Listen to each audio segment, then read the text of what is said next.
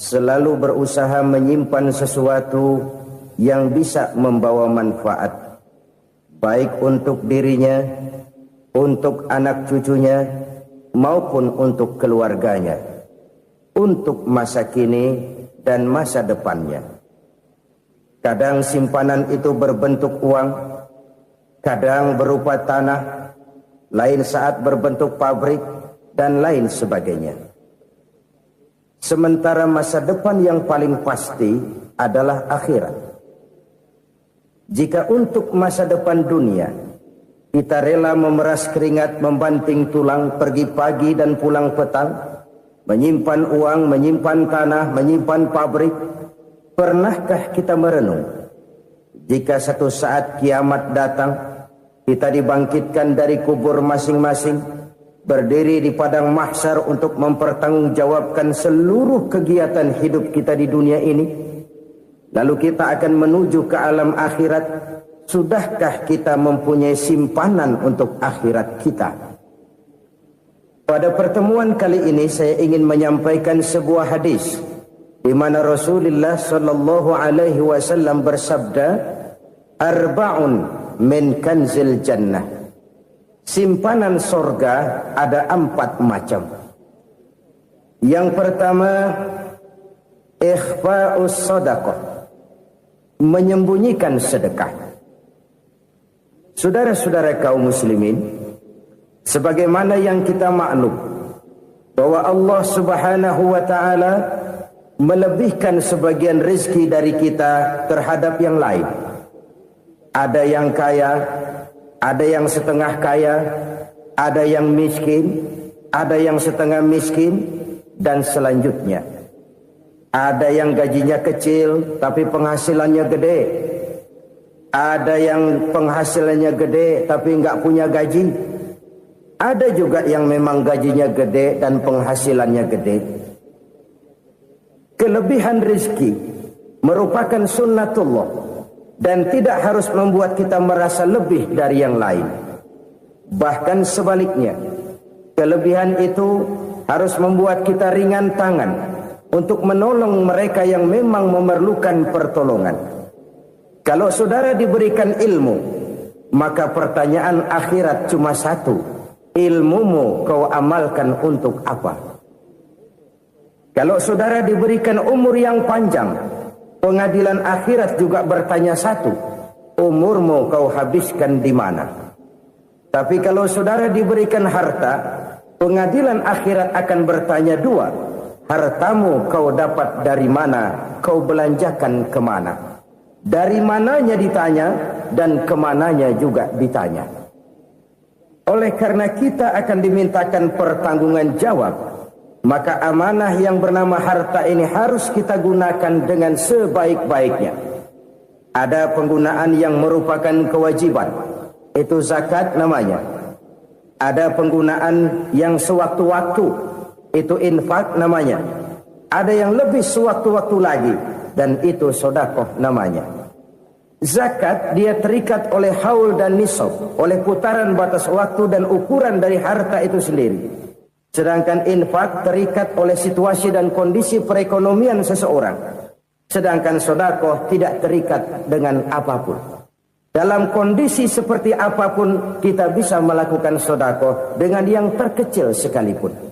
Sampai-sampai Rasulullah sallallahu alaihi wasallam mengajarkan, la tahqiranna minal ma'rufi syai'an walau an talqa akhaka biwajhin talik. Atau ada hadis, tabassumuka fi wajhi akhika laka shadaqah.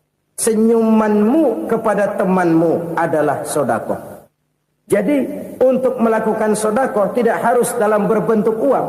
Dengan ilmu kita bisa sedekah. Dengan tenaga kita bisa bersedekah, dengan pikiran kita bisa bersedekah, bahkan senyum kepada teman itu pun sedekah. Jadi kalau sedekah dengan uang memang belum punya uang, nyengir aja banyakin. Itu asal pada tempatnya, jangan lalu ketemu tiang listrik cengengesan. Tentu tidak pada tempatnya dan tidak wajar. Nah, sedekah yang paling dicintai Allah adalah sedekah yang disembunyikan. Artinya, jauh dari sifat riya.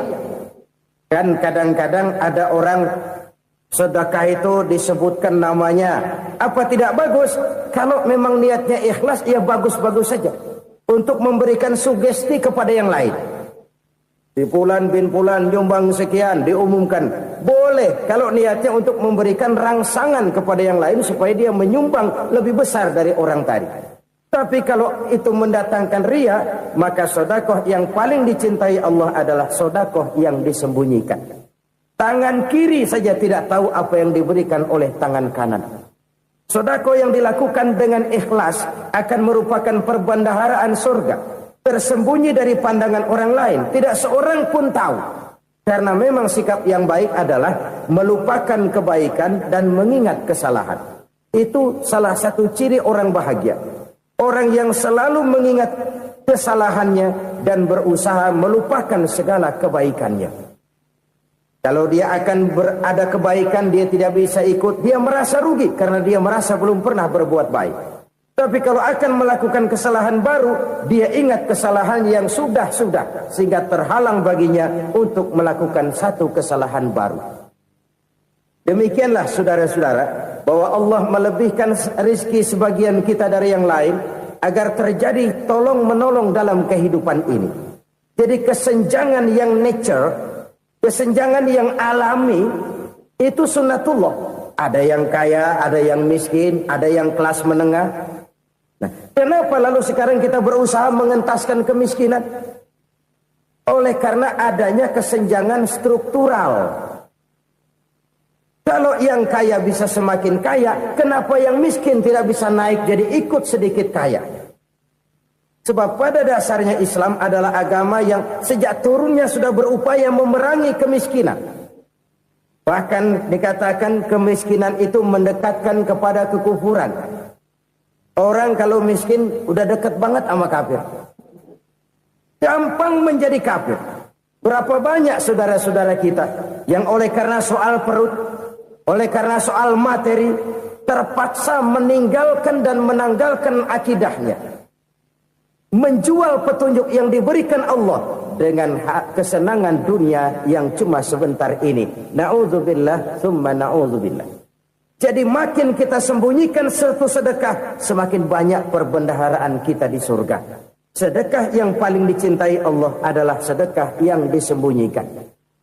Malahan ada seorang sufi, dia punya kebiasaan kalau pergi sholat Jumat dia bawa uang, itu uang dia taruh di bawah tikar masjid.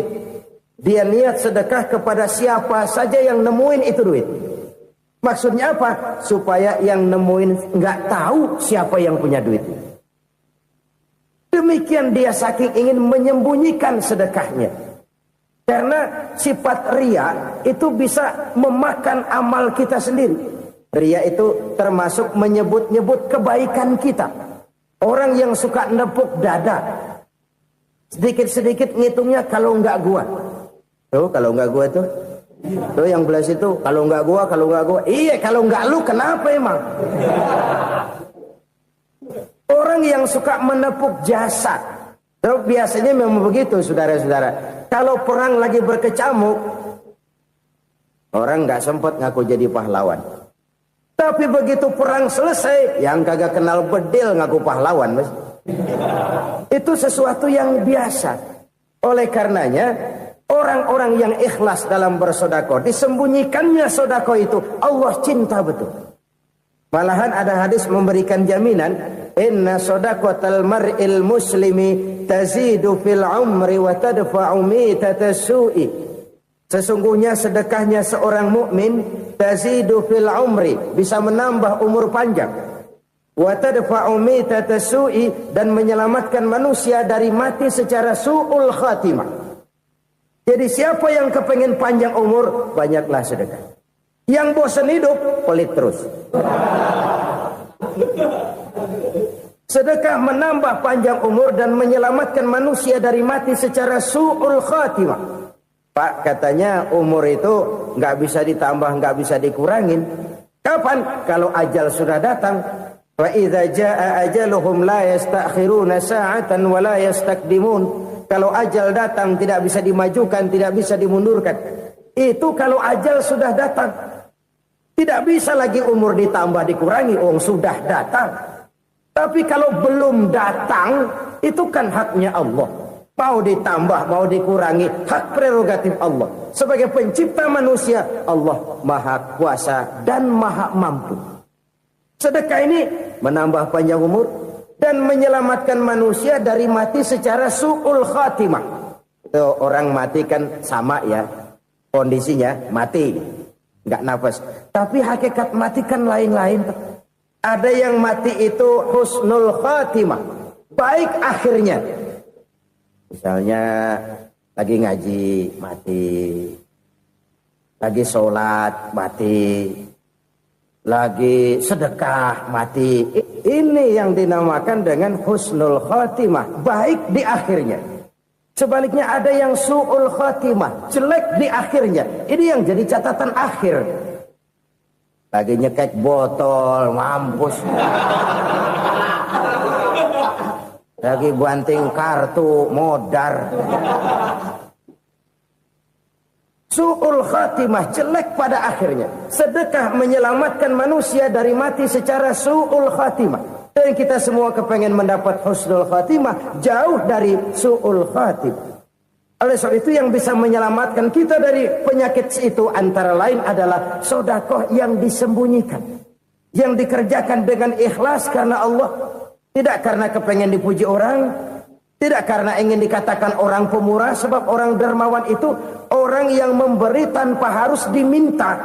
Kalau masih harus diminta, ya belum dermawan namanya, masih harus diminta. Kalau nggak diminta ya tulus, lolos, polos. Saudara-saudara kaum muslimin rahimakumullah. Harta adalah amanat dan akan kita pertanggungjawabkan. Allah melebihkan rizki sebagian kita dari yang lain agar kita saling tolong menolong, bantu membantu. Nabi janjikan siapa yang meringankan beban saudaranya muslim di dunia, Allah akan meringankan bebannya di akhirat nanti. Sebuah jaminan dari baginda Nabi. Si orang yang kita bantu barangkali tidak bisa membalas, Allah yang akan membalas lewat jalan lain yang tidak pernah kita sangka-sangka. Ada orang tanya, Pak, ini ada orang nyumbang masjid sambil marah-marah, bagaimana? Saya bilang sumbangannya aja ambil, marahnya jangan. Marahnya jangan diambil, itu urusan dia. Saudara-saudara kaum muslimin rahimakumullah. Umat Islam ini kan umat yang punya potensi besar. Kadang kita merenung, kenapa kadang-kadang pembangunan masjid kok lambat sekali? Kalau hotel hari ini peletakan pertama, bulan depan peresmian. Supermarket hari ini peletakan batu pertama, minggu depan peresmian. Tapi kalau sudah yang namanya masjid, kadang-kadang peletakan batu pertama sekaligus jadi batu terakhir. 3 tahun, 4 tahun, campur nebar jalak di jalanan, duit dijaring kayak ikan sepat. Apa tidak ada orang Islam yang kaya? Banyak. Apa tidak ada pengusaha muslim yang jadi konglomerat? Ada. Lalu yang belum banyak itu yang komit terhadap nilai-nilai agamanya. Akhirnya kita jatuh jadi umat yang lemah. Belum ada pengusaha konglomerat muslim buka pabrik supermi cap beduk misalnya umpamanya atau pabrik kecap cap sorban supaya identitas keislamannya sedikit kelihatan. Kita jatuh jadi umat yang lemah karena potensi tidak terinventarisir dengan baik. Kita ini ibarat kompor yang cuma matengin nasi orang lain. Potensi kita dimanfaatkan oleh orang lain. Ukhuwah Islamiyah kita baru terbatas kepada silaturahmi. Ukhuwah di bidang ekonomi kita lemah, ukhuwah di bidang kebudayaan kita lemah, apalagi ukhuwah di bidang politik kita lebih rapuh lagi. Padahal ukhuwah itu adalah totalitas kehidupan manusia, menyangkut ipolek sosbud, memerlukan nilai-nilai ukhuwah. Jadi oleh karena itu mari kita menyadari di dalam harta kita, walaupun kita yang cari, pergi pagi, pulang sore, peras keringat, banting tulang, di sana ada harta anak yatim. Di sana ada hak masjid. Di sana ada hak pesantren, di sana ada hak jihad. Berbahagialah seseorang apabila dia oleh Allah dijadikan keran. Keran itu menyimpan air, tapi tidak untuk dirinya, tapi disalurkannya kepada mereka yang memang memerlukannya. Saudara-saudara kaum muslimin rahimakumullah, ini yang pertama. Jadi perbendaharaan surga adalah menyembunyikan sedekah. Orang lain nggak tahu, kita pun nggak pernah ngitung-ngitung.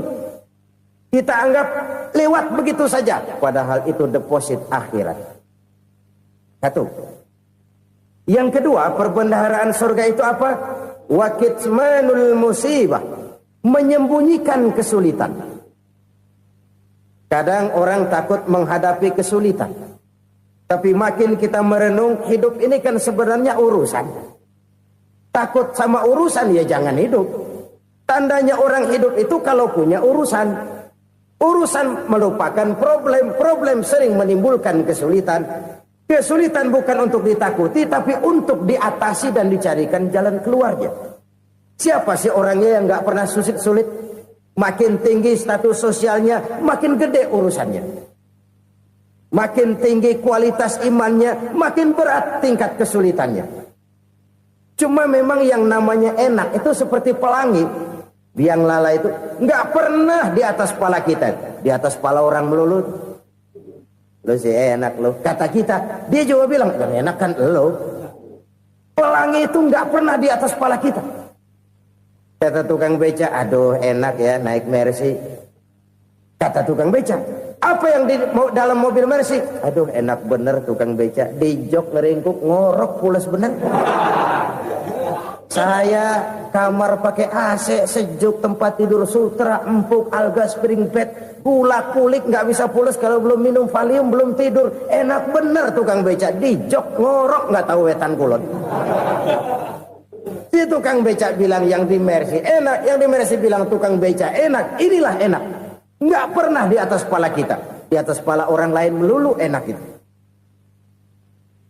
Nah, saudara-saudara,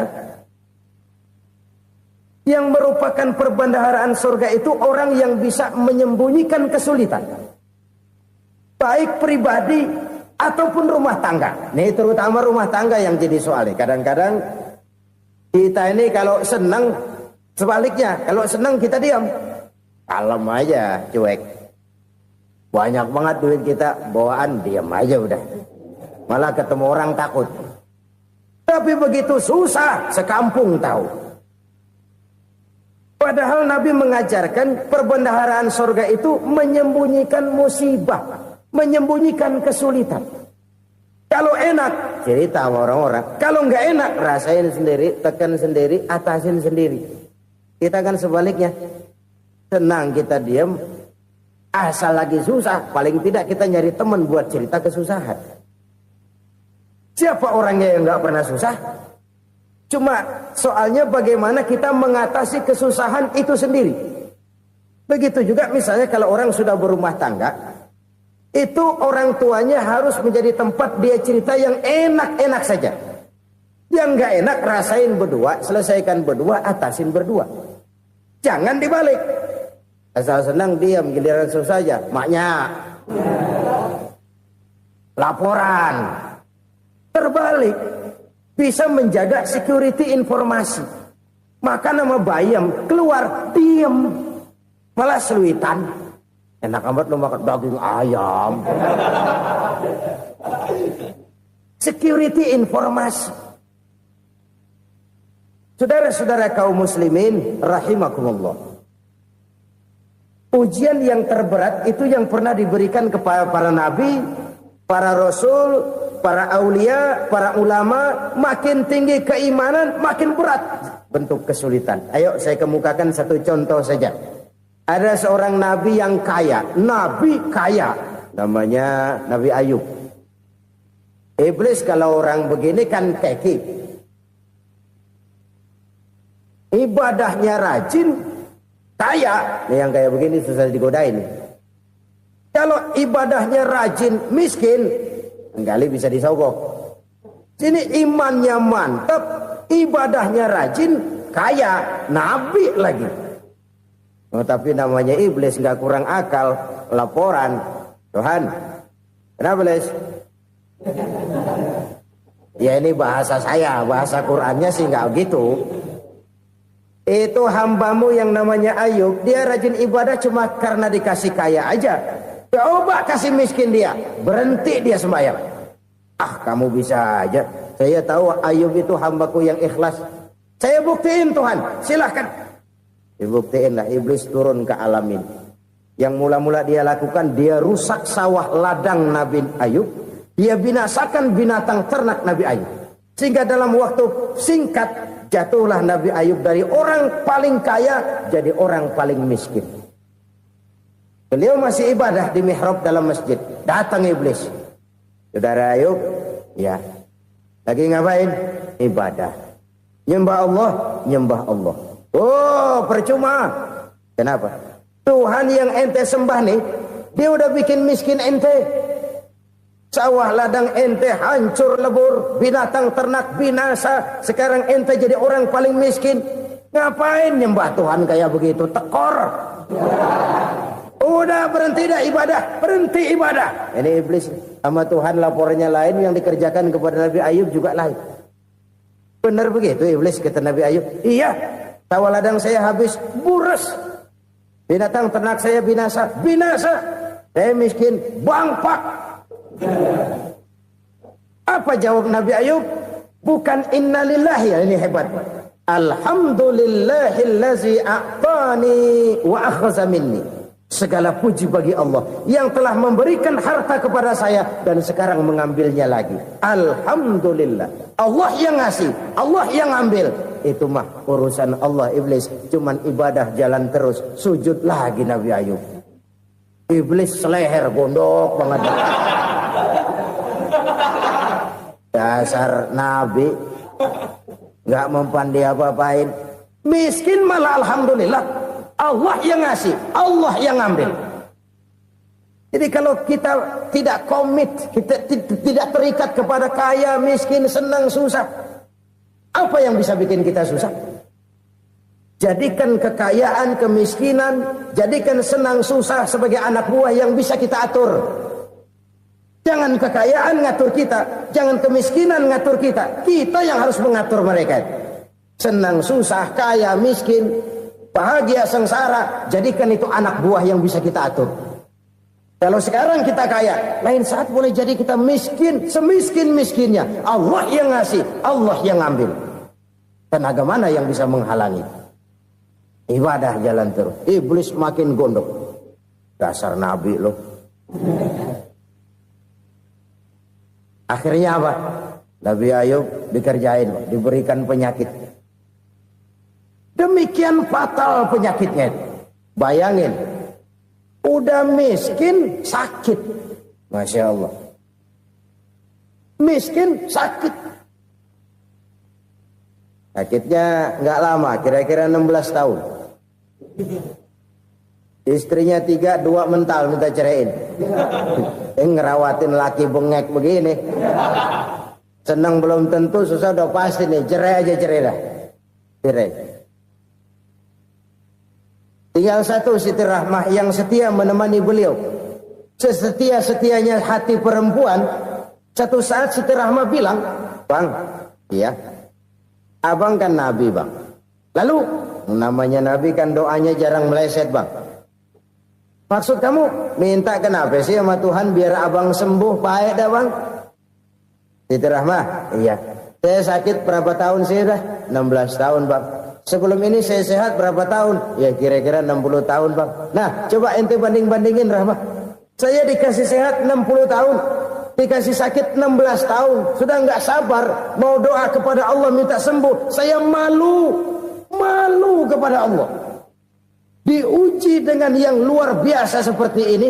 Tidak mengganggu stabilitas kehambaannya. Dia tetap menghamba kepada Allah subhanahu wa ta'ala. Saudara-saudara kaum muslimin rahimakumullah. Kunci menghadapi kesulitan itu apa? Allah jelaskan dalam satu ayat, wa basyiris sabirin alladzina iza asabathum musibah qalu inna lillahi wa inna ilaihi raji'un. Gembirakan orang-orang yang sabar. Siapa mereka itu? yang apabila mendapat musibah mereka kembali kepada keyakinan dasar segalanya dari Allah dan segalanya akan kembali kepada Allah. Ini konsepsi dasar dari sikap muslim dalam menghadapi berbagai kesulitan. Segalanya dari Allah, segalanya akan kembali kepada Allah. Kalau ini sudah kondisi dasarnya, maka kita akan lapang menghadapi kenyataan bagaimanapun pahitnya. Apakah itu namanya miskin, apakah itu namanya sakit, bahkan maut sekalipun. Maut sekalipun. Segalanya dari Allah, segalanya akan kembali kepada Allah. Ini sikap hidup, bukan sekedar ucapan. Kita kadang-kadang menjadikannya sebagai ucapan. Mulutnya sehingga berhenti, innalillahi wa inna ilaihi rajiun, tapi nangisnya terus gerung-gerungan. Bukan itu, ini kesadaran moral. Kalau segalanya dari Allah, segalanya kembali kepada Allah, kan sebenarnya cuma nunggu giliran. Hari ini saya nyembayangin dia, entah hari apa saya disembayangin orang. Hari ini saya antar dia ke kubur, entah hari apa orang nganterin saya ke kubur. Hari ini saya tahlilkan dia, entah nanti kapan orang tahlilkan saya. Segalanya dari Allah, segalanya akan kembali juga kepada Allah. Oleh sebab itu saudara-saudara, kesulitan bukan untuk ditakuti. Kesulitan justru untuk diatasi, dicarikan jalan keluarnya. Dan tidak ada orang yang tidak pernah mendapat kesulitan. Tidak ada. Semakin tinggi status sosial, semakin tinggi kualitas keimanan, semakin besar juga tingkat kesulitan. Hanya saja bagaimana cara kita mengatasinya. Dan Al-Quran menyatakan, inna ma'al usri yusra. Di balik kesulitan itu pasti ada kemudahan. Roda itu berputar. Karena itu Rasulullah Sallallahu Alaihi Wasallam mengingatkan kepada kita, ta'arraf ilallahi firraha ya'rifka fisyiddah. Ingatlah kepada Allah di waktu kamu senang, supaya Allah ingat kepada kamu di waktu kamu susah. Kalau waktu senang kita ingat kepada Allah, kita susah, Allah tidak akan meninggalkan kita. Tapi kalau waktu senang kita jauh dari Allah, sujud tidak sempat, dengan masjid jauh, ketika senang kita lupakan Allah. Nanti begitu kita susah, Allah lupakan kita. Dan itu menyakitkan. Oleh karena itu orang-orang tua kita dulu bilang, kalau lagi sehat ingat-ingat lu bakal sakit nanti. Kalau lagi kaya ingat-ingat satu saat kita bakal jatuh miskin. Bahkan kalau lagi muda ingat-ingat kita bakal tua. Dan yang terpenting kalau lagi hidup ingat-ingat kita bakal mati. Saudara-saudara kaum muslimin rahimakumullah. Jadi yang kedua yang merupakan perbendaharaan surga, menyembunyikan musibah. Saudara-saudara kaum muslimin rahimakumullah. Hal ketiga yang merupakan perbendaharaan surga adalah wasilatur rahmi. Orang yang suka bersilaturahmi. Sebagaimana yang kita maklum bahwa manusia adalah makhluk yang disebut zon politika. Makhluk sosial yang tidak mungkin hidup sendiri-sendiri. Betapa dan siapapun kita memerlukan orang lain. Bodoh betul manusia kalau tinggal di tengah masyarakat tapi tidak mau bermasyarakat. Merasa hebat sendiri, pinter sendiri, gagah sendiri, kaya sendiri. Mungkin kalau mati juga ngubur sendiri. Jangankan kita di sini, di sorga saja Nabi Adam waktu sendirian bengong melulu, mondar mandir. Allah tegur dam sepi dam. Ya ini kalau bahasa saya. Iya Tuhan sepi ini nggak ada coret-corekan pisan ini. Diciptakan Siti Hawa baru anteng Nabi Adam. Itu di surga. Cobalah. Umpamanya saudara tinggal di Jakarta nih. Kayak bener. Apaan aja di Jakarta punya saudara dah. Jembatan Semanggi ambil. Monas, Buntel bawa pulang. Hotel-hotel ambil semua. Cuman tinggal di Jakarta sendirian, apa enaknya? Betapa dan siapapun kita perlu orang lain. Tidak ada seorang pun yang bisa memenuhi kebutuhan hidupnya secara sendiri-sendiri. Nah, Islam telah menyelamatkan manusia dari ras diskriminasi. Mengikat manusia dengan persaudaraan yang berlandaskan kepada akidah. Karena itu dianjurkan bersilaturahmi. Bahkan Nabi menyatakan, man arada ayyubsata lahu fi rizqihi wa yunsa'a fi atharihi falyasil rahimah. Siapa yang kepengen diluaskan rezekinya dan dipanjangkan usianya, banyaklah ia bersilaturahmi. Siapa yang kepengen dimudahkan rezekinya, hendaknya ia banyak bersilaturahmi. Kalau banyak teman, kesulitan kan paling tidak ada tempat cerita. Udah susah, sendirian kita pikirin diri, nggak ada tempat tukar pikiran. Cepet banget sama bengek. Dilawan sendiri. Nah, secara makro kita bisa berkata, tidak mungkin ada kemenangan kalau tidak ada kekuatan. Tidak ada kekuatan kalau tidak ada kesatuan dan persatuan. Tidak mungkin ada kesatuan dan persatuan tanpa semangat silaturahmi. Kalau umat Islam mau menang, dia harus kuat. Kalau umat Islam mau kuat, dia harus bersatu. Kalau umat Islam mau bersatu, dia harus membudayakan silaturahmi ini. Bahkan sampai-sampai kata Nabi, kalau bisa cari nilai tambah. Apa? Silman qata'ak. Bersilaturahmilah kau kepada orang yang marah denganmu. Masya Allah, indahnya ajaran agama kita. Orang yang marah pun kepada kita, kata Nabi, kalau bisa bersilaturahmilah kepadanya. Kepada orang yang marah itu. Di situ nilai tambah. Cuman jujur nih hadis, ngucapinnya gampang, ngamalinnya yang berat banget.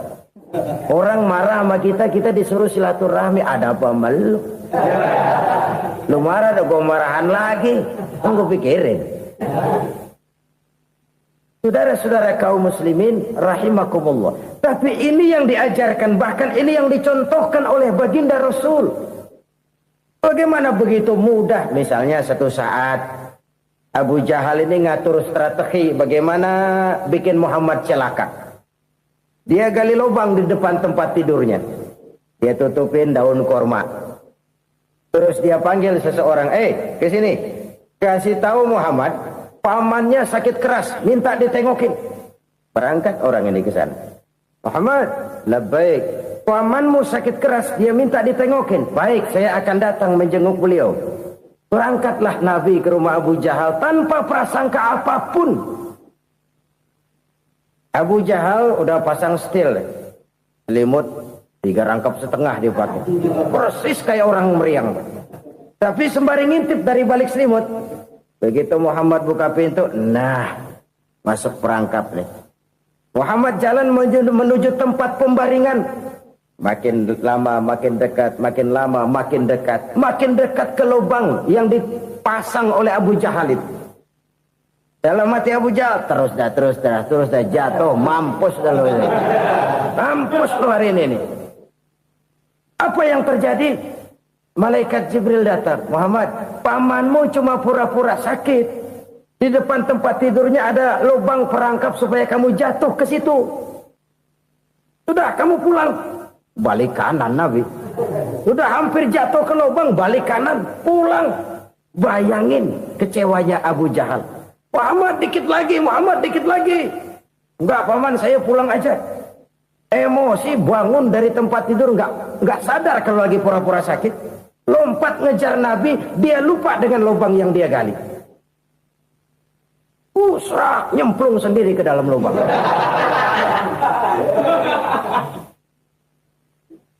Nabi terus berlalu. Ini terjadi keanehan. Jatuh ke lubang yang dia gali itu sebenarnya nggak terlalu dalam ya. Antara 3-4 meteran lah. Tolong, saya jatuh ke lubang ini. Datanglah pelayan-pelayannya itu. Angkat saya dari sini. Oh, yang ngulurin tambang. Satu gulung, belum juga nyampe itu tambang. Kurang, beli lagi ke warung. Sambung, ulur lagi, nggak juga bisa sampai. Wah, ini kerjaan Muhammad ini.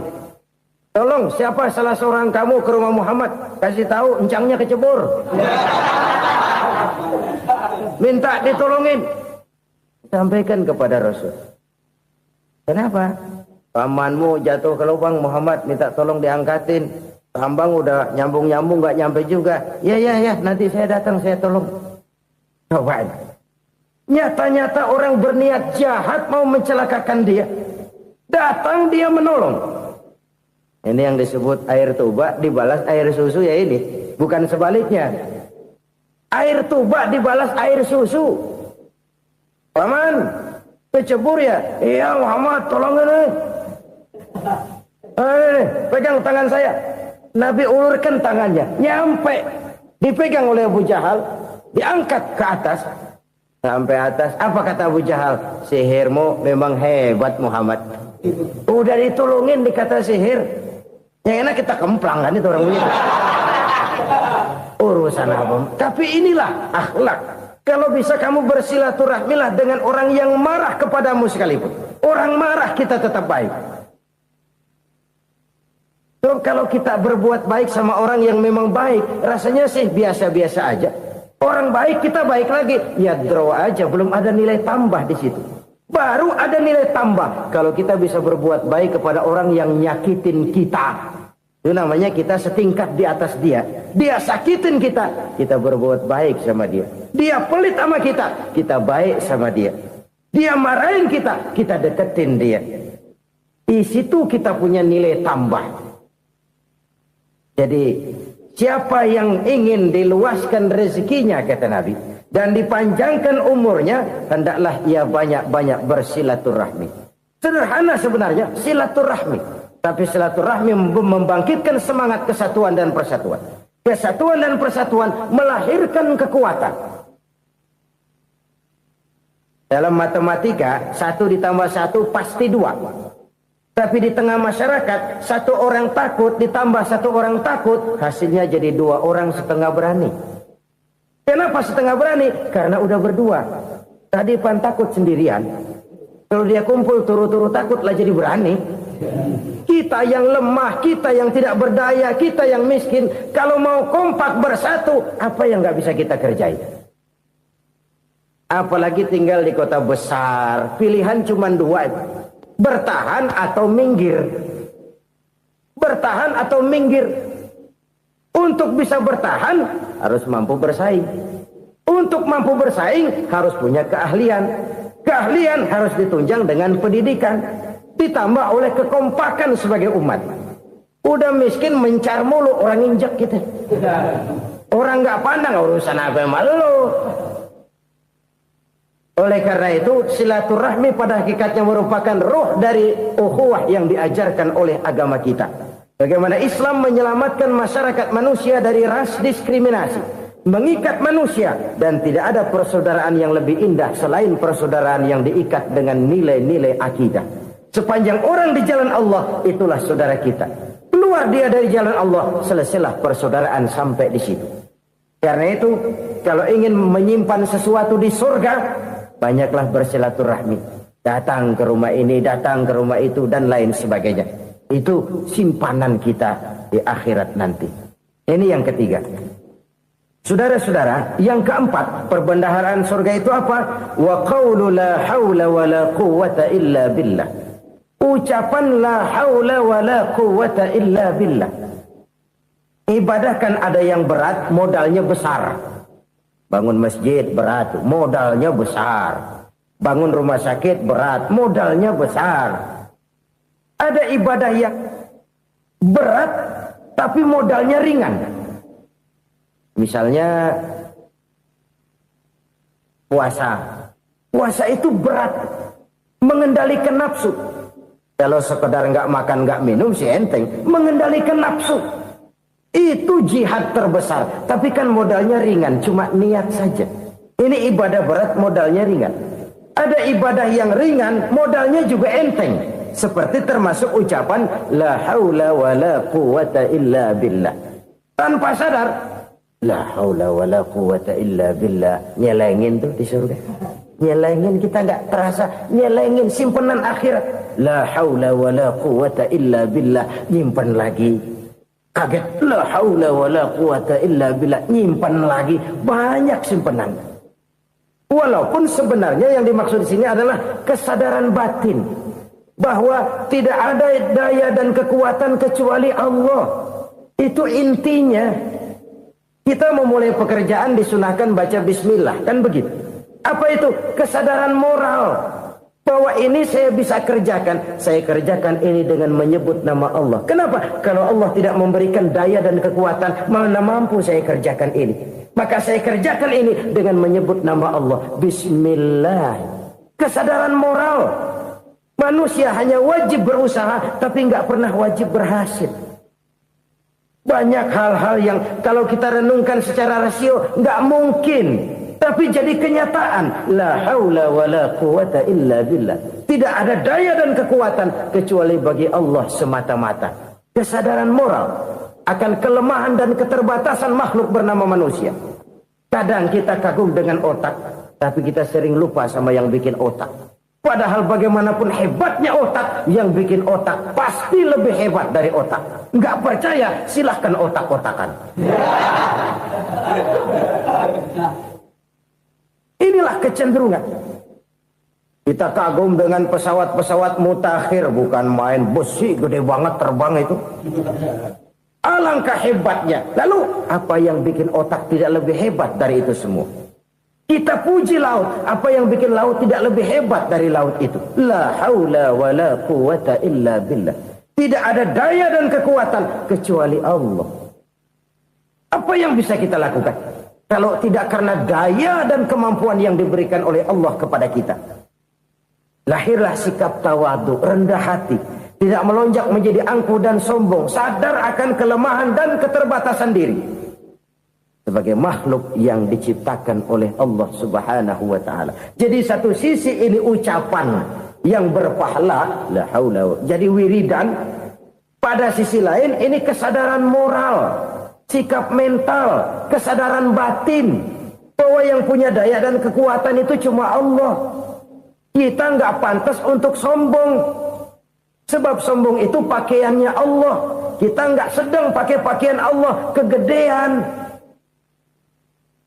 Dan makin kita renungi, makin terbentur. Apa sih yang bisa kita sombongin? Kita mau sombong apa? Kaya, pintar, itu kan semua relatif. Di atas langit masih ada langit lagi. Jadi oleh karenanya, marilah kita menyadari. Manusia hanya wajib berusaha, tapi tidak pernah wajib berhasil. Yang berusaha saja tidak wajib berhasil, apalagi yang tidak berusaha. Islam bukan agama orang pemalas yang selesai sholat lalu enggelohom, enggelenggem ayem-ayem.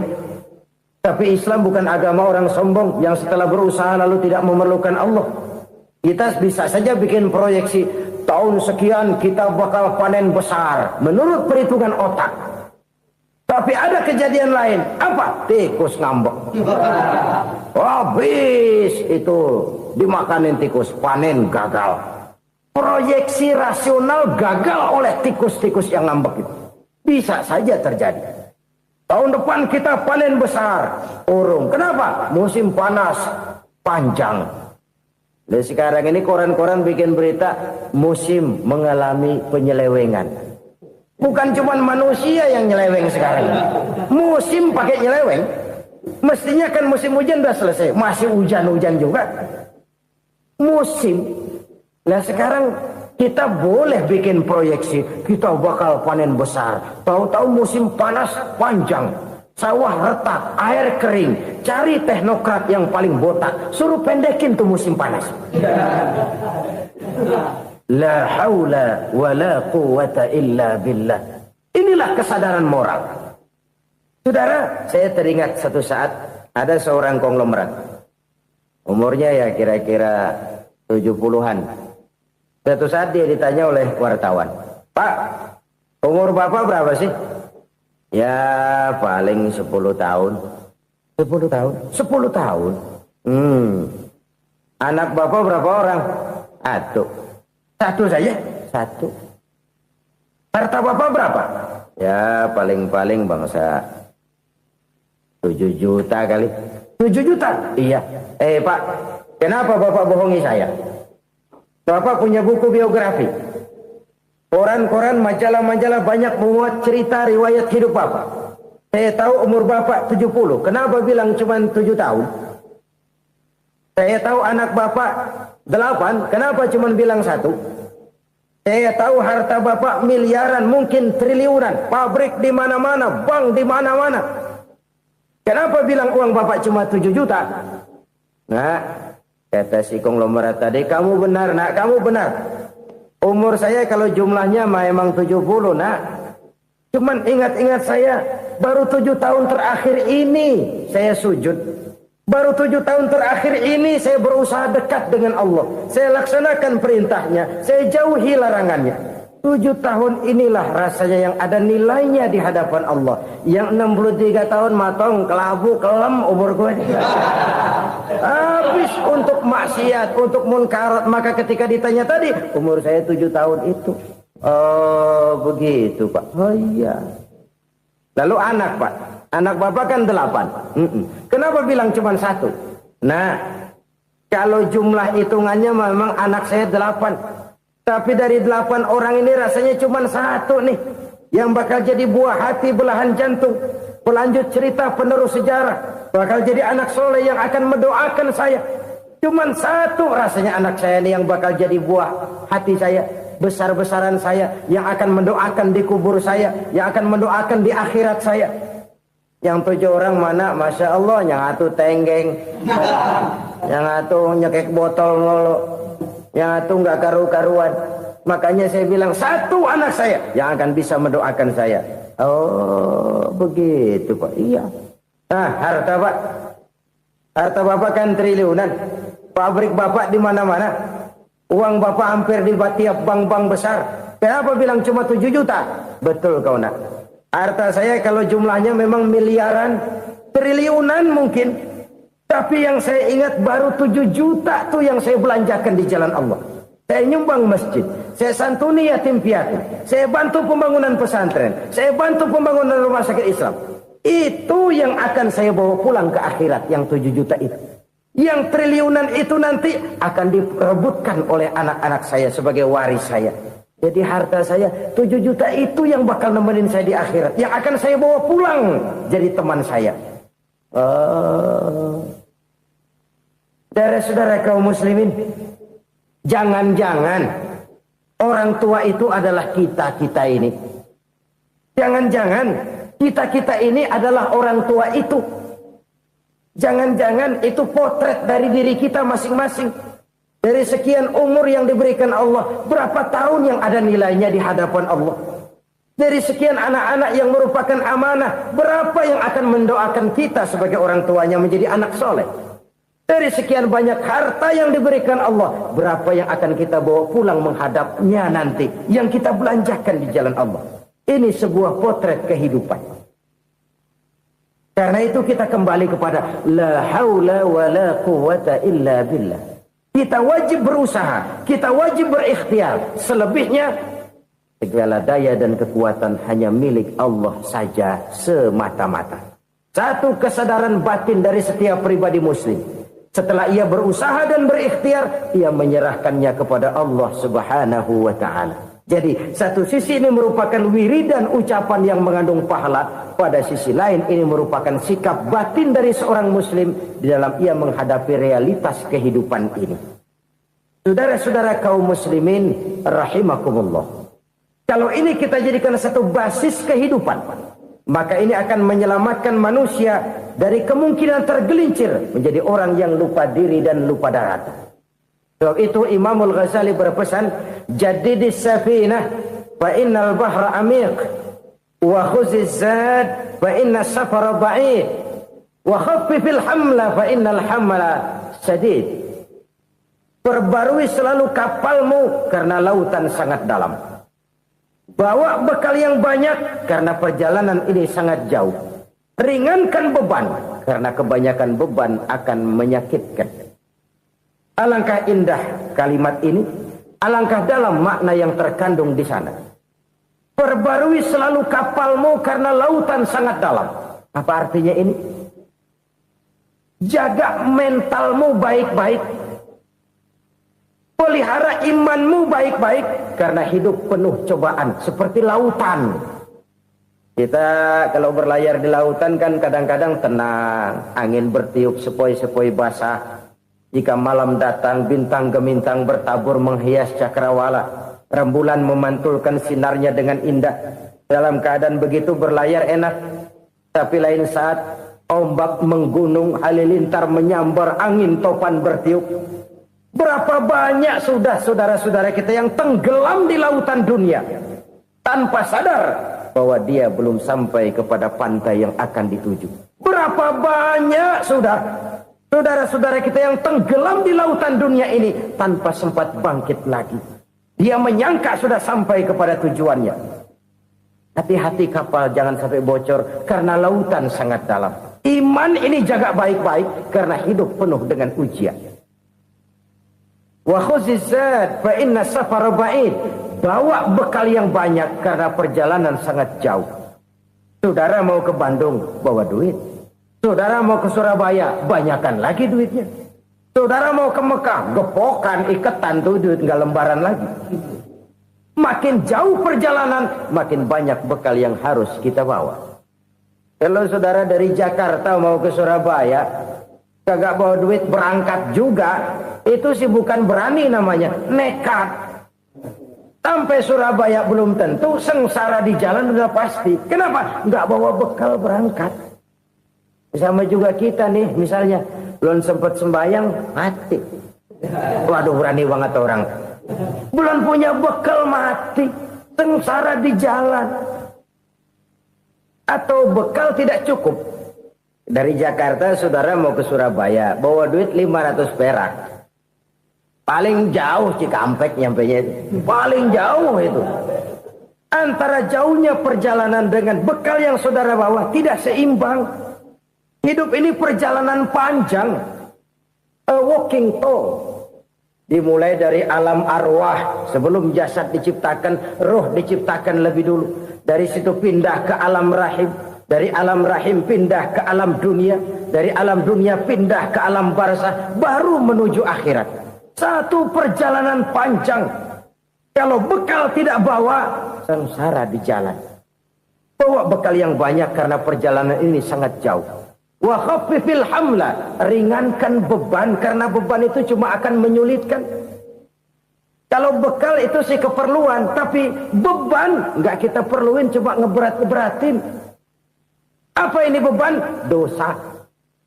Kecurangan, kebatilan, kezoliman, ketidakadilan, kesewenang-wenangan. Itu akan jadi beban kita di akhirat. Alangkah celakanya, perjalanan panjang, bekal tidak bawa, beban kelewat banyak. Alamat sengsara di jalan. Pahala tidak ada, dosa berlipat ganda. Na'udzubillah, summa na'udzubillah. Kalau kita rangkum nasihat Al-Ghazali dengan kisah si konglomerat tadi, kita akan mengambil kesimpulan. Pertama, bekal terbaik dalam menghadapi gejolak kehidupan ini tidak lain adalah iman. Yang kedua, pahala dan dosa. Dua hal kontroversial. Pahala adalah bekal, dosa adalah beban. Tapi kita sekarang kan tidak begitu terangsang kepada yang abstrak. Orang berlomba mencari yang konkret-konkret saja. Yang real. Kalau memang dosa, benjol dong. Kira-kira begitu. Kira-kira begitu. Persis orang Yahudi dulu. Orang Yahudi itu kan pernah minta kepada Nabi Musa. Ya Musa, lan nu'mina laka hatta narallaha jahrah. Musa, kami nggak bakal mau beriman kepada Allah kalau belum kami lihat Allah ada nongkrong di depan kami. Kalau memang Tuhan ada, taruh dong di depan kami. Mau yang konkret-konkret saja. Kalau memang dosa, benjol dong. Kalau memang pahala, berasa dong. Orang terangsang kepada yang real, yang konkret-konkret saja. Karena itu, untuk mengejar dosa, orang mau bayar. Tapi untuk mengejar pahala, walaupun tidak bayar, orang segan. Ini yang dikatakan oleh Nabi, kamu mengharapkan ke surga, tapi kamu berat melaksanakan sesuatu yang bisa membawa kamu ke surga. Kamu ingin jauh dari neraka, tapi tiap saat kamu lakukan perbuatan-perbuatan yang justru menjerumuskan kamu ke neraka. Idda'aitum an-najata minan nar wa ramaitum fiha anfusakum. Kamu ingin selamat dari neraka, tapi kamu lemparkan diri kamu ke neraka. Kamu ingin masuk surga, tapi berat sekali kamu melakukan perbuatan-perbuatan yang bisa menyampaikan kamu di surga. Saudara-saudara kaum muslimin rahimakumullah. Jadi hal keempat yang merupakan perbendaharaan surga adalah la haula wa la quwwata illa billah. Satu sisi ini merupakan ucapan yang memperberat timbangan akhirat. Pada sisi lain ini merupakan sikap hidup seorang muslim. Kesadaran batin yang sangat dalam bahwa tidak ada daya dan kekuatan kecuali Allah. Dan itu kita simbolkan pada saat memulai pekerjaan dengan Bismillah, dengan menyebut nama Allah. Satu kesadaran moral, saya hanya bisa melakukan ini karena diberikan daya dan kekuatan oleh Allah. Lahirlah sikap tawadu, rendah hati, tidak melonjak menjadi angkuh dan sombong. Saudara-saudara, sampai sini dulu jumpa kita kali ini. Semoga 4 perbendaharaan surga ini dapat kita lakukan, yang kelak akan merupakan bekal kita di kemudian hari nanti. Amin ya rabbal alamin. Bapak-bapak, ibu-ibu, saudara-saudara kaum muslimin rahimakumullah. Di dalam kehidupan kita sebagai seorang muslim, minimal 5 kali dalam sehari semalam kita mendengar seruan untuk mendirikan solat yang disebut azan.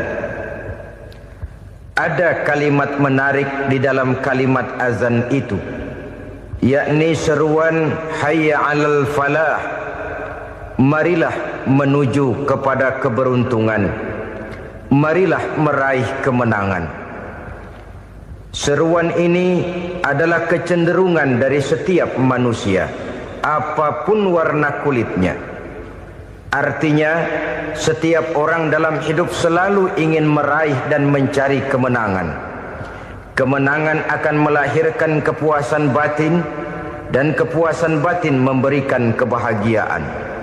Sedangkan kekalahan melahirkan penderitaan batin, dan penderitaan batin menjerumuskan seseorang di dalam berbagai bentuk kerugian.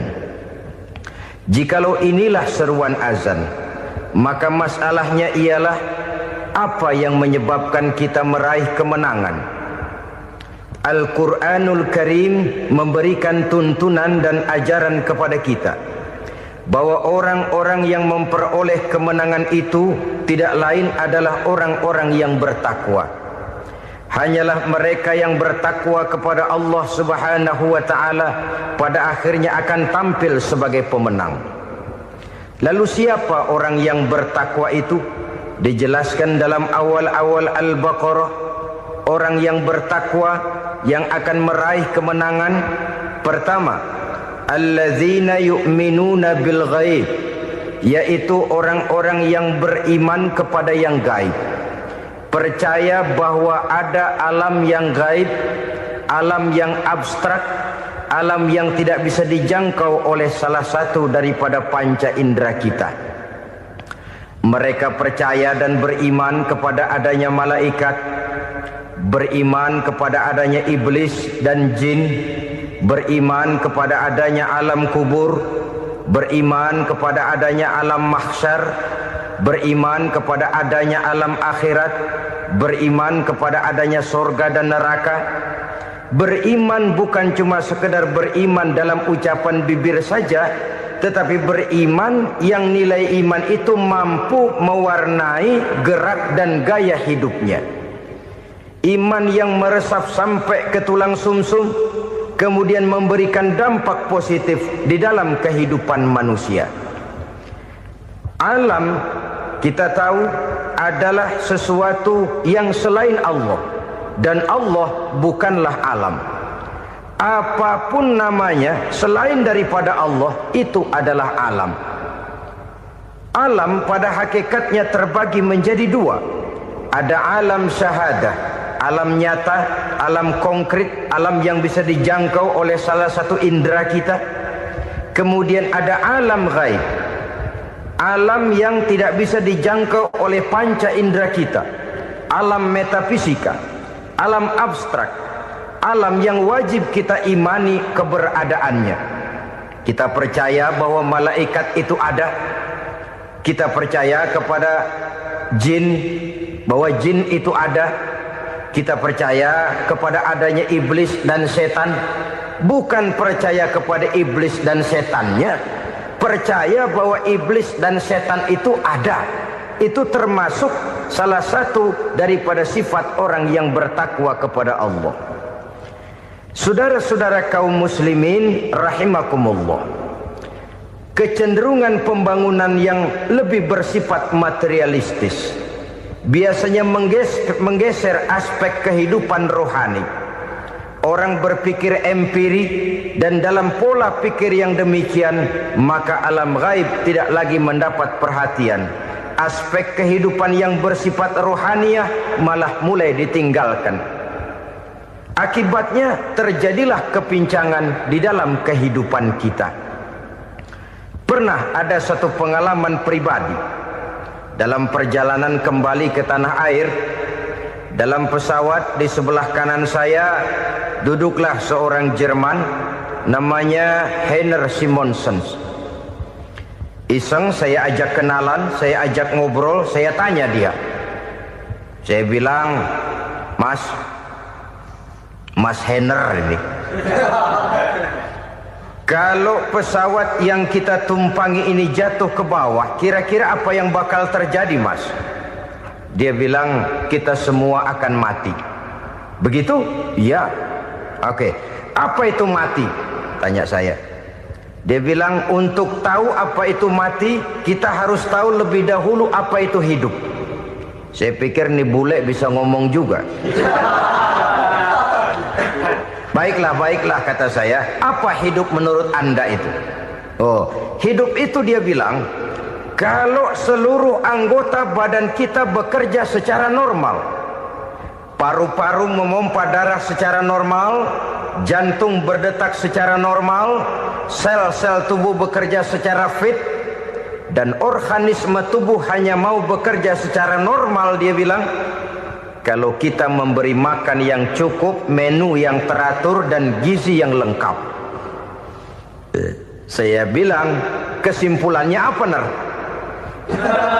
Dia jawab, hidup adalah dari tangan ke mulut. Life is from the hand to the mouth, kata dia. Hidup adalah dari tangan ke mulut. Jadi masalah hidup tidak lebih daripada masalah isi perut. Orang pergi pagi, pulang sore, peras keringat, banting tulang, perut yang dibelain. Saya bilang, you are wrong. Sampean salah, Ner. Kamu orang Islam bukan? Bukan. Pantas. Kenapa saya salah? Dia bilang, ya jelas salah. Salahnya di mana? Kamu ini manusia. Kalau hidup cuma dari tangan ke mulut, saya bilang, kambing di kampung saya juga begitu pikirannya, Ner. Itu kambing di kampung saya, asal perutnya kenyang, sudah hidup dia. Perkara besok bagaimana, lusa prospeknya macam mana, bulan depan ada apa, kambing nggak pernah mikir. Di kampung saya kambing juga pikirannya begitu. Kamu Kristen ya? Tadinya. Loh kok tadinya?